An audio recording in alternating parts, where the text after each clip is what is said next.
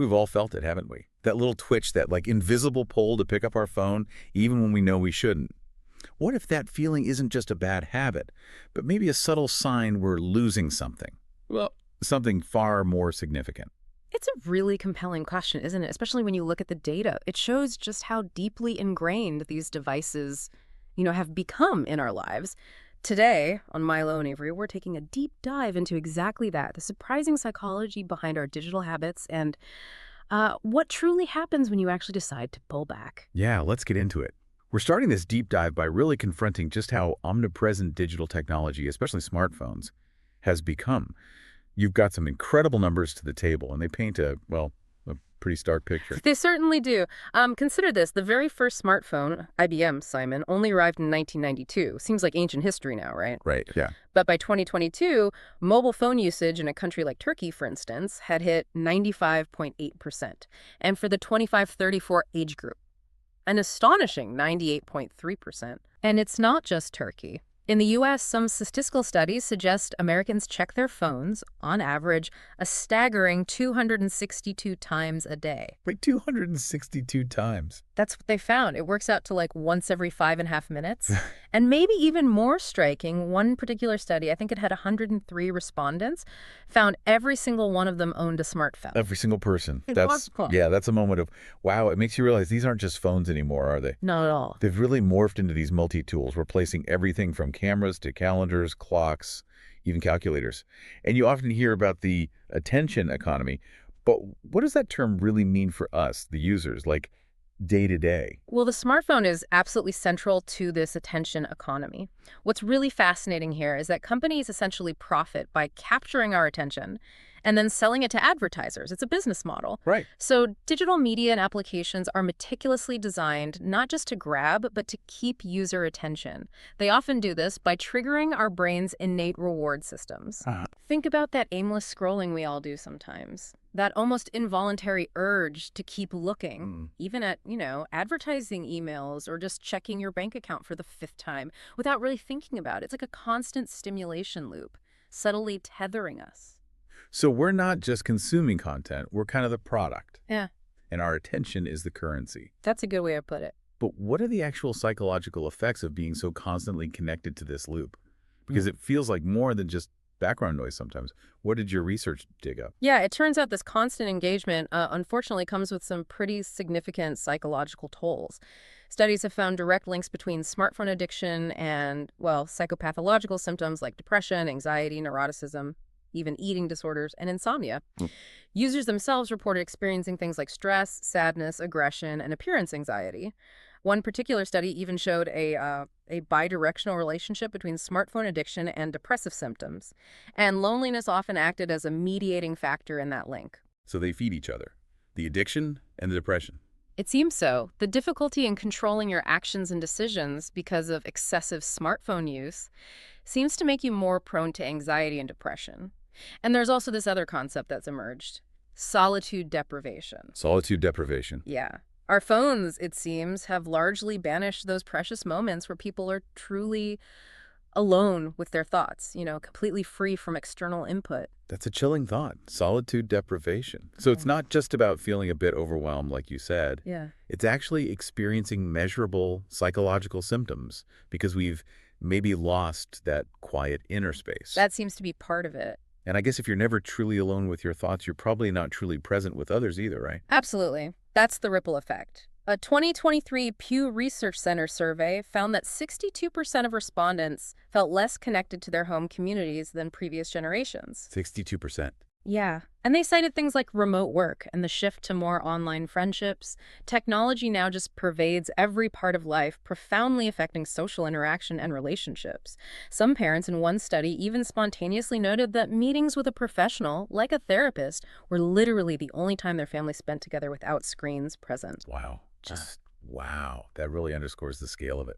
Okay, so given these pretty significant impacts, it makes total sense that people are looking for a way out. This sounds less like a small problem and more like a pervasive societal shift we're grappling with. How do people fight back? What exactly is digital minimalism, and is it just another trendy digital detox thing? That's a great question. Digital minimalism isn't really a trend, it's more of a philosophy of technology use.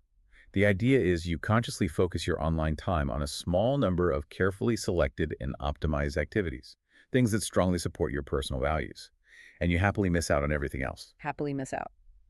Yeah. It's an intentional, long-term practice of paring back on technology. It's not just a short-term detox or a digital Sabbath. Mm. While detoxes are more like pauses, maybe to cope with the acceleration of modern life, digital minimalism aims to be a conscious counteraction to that constant change and those overwhelming digital demands. Okay, so it's really about reclaiming control over your life, not just hitting pause for a weekend. What's the real spark then? What motivates someone to actually adopt this philosophy? What's the deeper discontent driving it? Well, the core motive seems to be a really strong desire to reclaim or preserve control and awareness over one's own time and rhythm. It often stems from a deep discontent with unintentional behavior. The stuff driven by digital noise and external forces like constant notifications or that endless stream of content. Right, that pull. Exactly. Participants in one study expressed feeling like they were losing power and genuinely wanted to take back their lives. They wanted to decide how to spend their time instead of being driven by what they felt was an external must. Hmm. And some even recognized that the continuous acceleration of societal changes meant they didn't want to adopt new tech just because it arrived. They were actively choosing not to be swept away. That sounds like a powerful rejection of the idea that more options automatically mean more value or a better life. Almost defiant. You've hit on a key point there. Digital maximalists often justify their behavior by a pervasive fear of missing out, right? FOMO. Yeah. Digital minimalism, however, suggests that missing out is not negative. Mm. Instead, the focus shifts to measuring the value gained by the activities you do choose to embrace. The principle is basically, less can truly be more. Mm. It's about becoming a conscious digital user and using technologies for genuine, value-driven reasons, not just because they exist or because everyone else is doing it. Okay, this all sounds great in theory, but, as someone who's definitely tried to just stop scrolling, it's way easier said than done. How do people actually implement digital minimalism in their daily lives? What are some practical steps?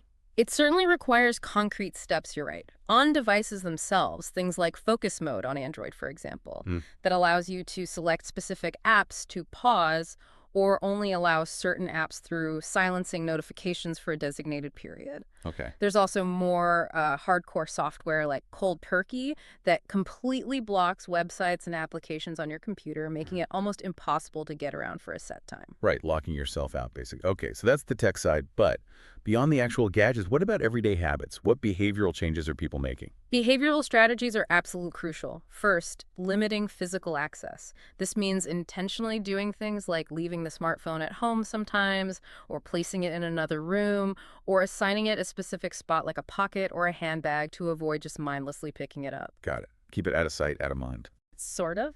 Second, removing applications. For some people, completely deleting tempting apps like Instagram was necessary.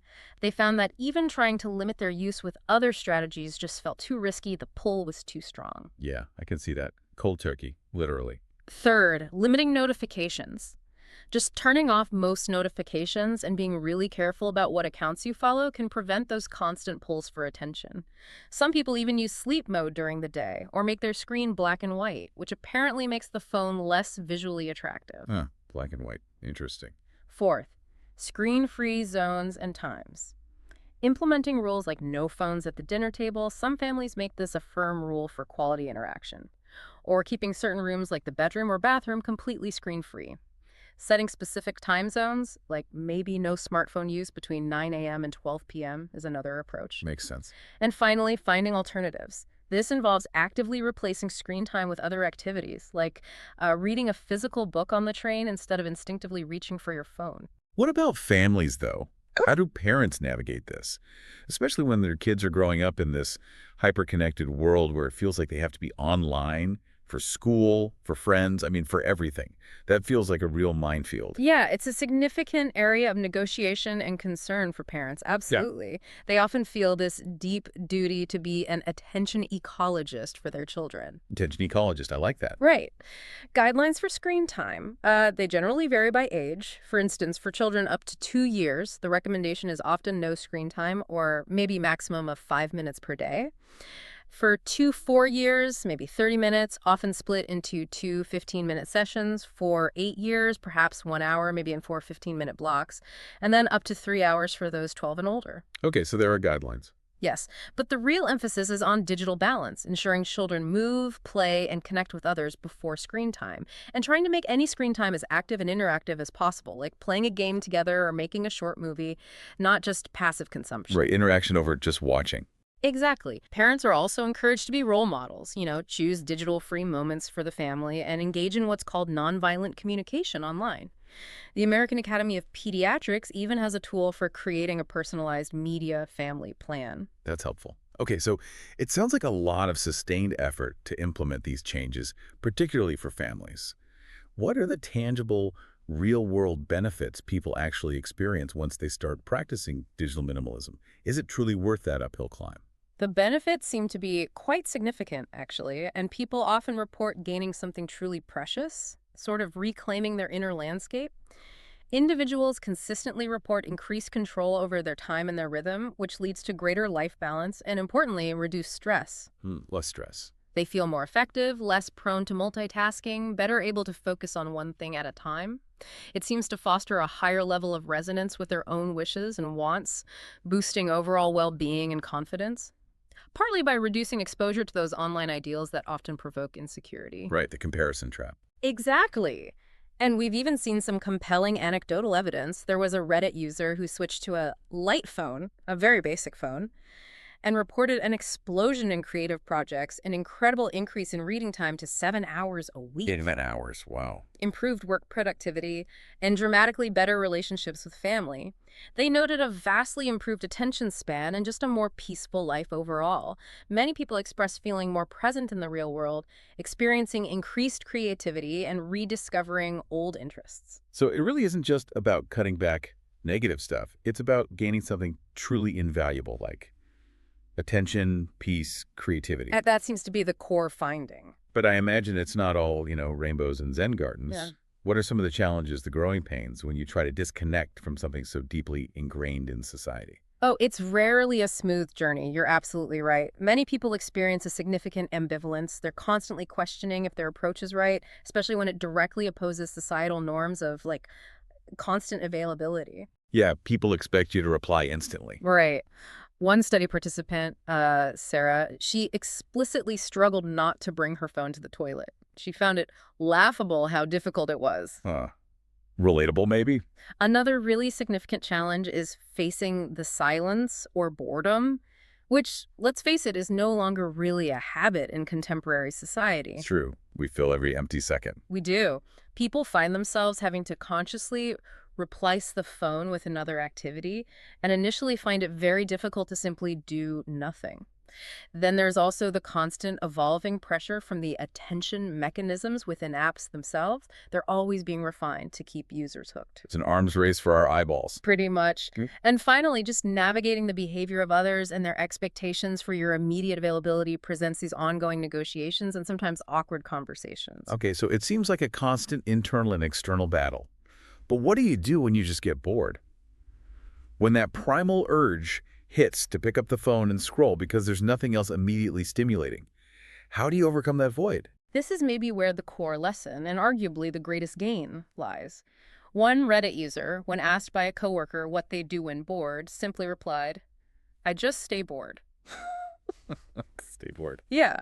And this idea of being bored is actually reframed as a moment of rest for your brain. It's not negative. It encourages looking around, using your senses, engaging with the physical world around you, which ultimately seems to lead to more meaningful memories and a deeper connection to your actual surroundings, not just the screen. It's the space where creativity often sparks. Just stay bored. Yeah. Let your brain rest. Maybe that's the real rebellion. So in a world that's constantly buzzing, constantly demanding our attention, perhaps the true power isn't in how much we can connect, but in how mindfully, how intentionally we choose to disconnect. I think that's it. It's about consciously shaping your digital environment so it serves your life, rather than letting it dictate your attention. A truly liberating idea when you think about it, don't you think? It really is. Find your balance out there, and we'll see you next time on Milo and Avery.